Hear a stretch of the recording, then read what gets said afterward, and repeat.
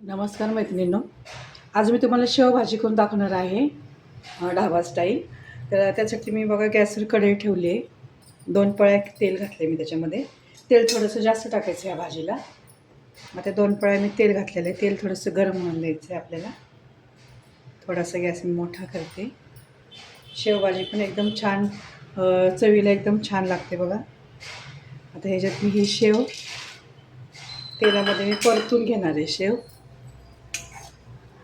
बारीकच गॅस करायचा आहे, नाही तर मग आपली शेव करपून जाईल. बारीक गॅसवरच आपण सर्व हे साहित्य भाजून घेणार आहे. आता ही शेव मी पुन्हा तेलावर छान भाजली ना, म्हणजे काय होईल, आपण ह्याच्यामध्ये रस्सा पाणी ओतलं ना, ही शेव आपली भिजणार नाही जास्त. हे बघा, आता ही गुलाबी रंगावर शेव भाजलेली आहे. आता ही काढून घेऊया आपण. त्यामुळं खमंगपणा येतो भाजीला छान. आता ही शेव आपण सर्व वाटीमध्ये मी काढून घेतली. आता याच्यामध्ये आपल्याला बाकीचे मसाले टाकायचे. आता हे मी 2 छोटे कांद्याची पेस्ट करून घेतलं आहे. पण कांदा भाजायचं नाही, असाच टाकायचं, कच्चाच कांदा टाकायचा आणि बारीक गॅसवरच आपल्याला हे भाजून घ्यायचं आहे.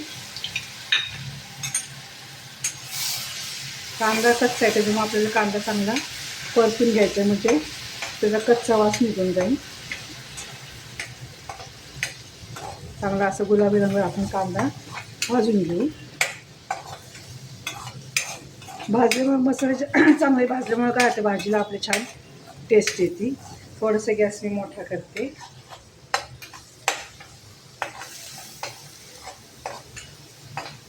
थोडासा असा गुलाबी रंग आला पाहिजे आपल्या कांद्याला.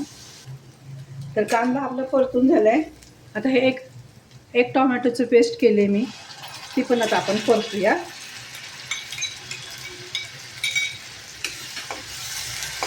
बारीक गॅसवर आपल्याला ती पण छान परतून घ्यायची.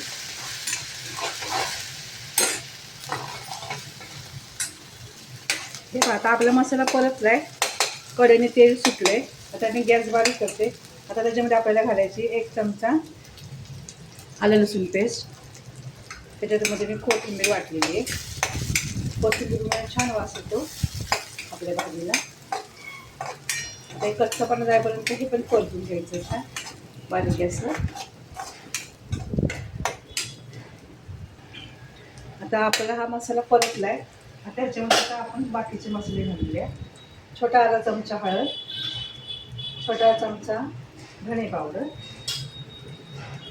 1 छोटी वाटी दही घालते. दह्यामुळे छान चव येते भाजीला.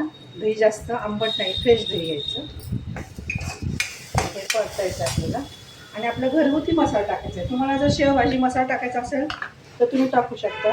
मी घरगुती मसाला, तिखट आवडीप्रमाणे घरगुती मसाला टाकायचा. त्याला चांगलं आपण पुन्हा चांगलं परतून घ्यायला, कारण ह्याच्यामध्ये आपण दही टाकलेलं आहे ना, ह्याला आपण परतून घ्यायचं. बारीकच गॅस ठेवायचा, गॅस जास्त मोठा नाही करायचा. गॅस मोठा केला ना तर आपला मसाला परतला जातो. त्याच्यामध्ये थोडंसं मी पाणी घालणार आहे, मसाला आपला शिजण्यापुरता. आणि याला 1-2 मिनिटं आपण आता झाकून ठेवूया.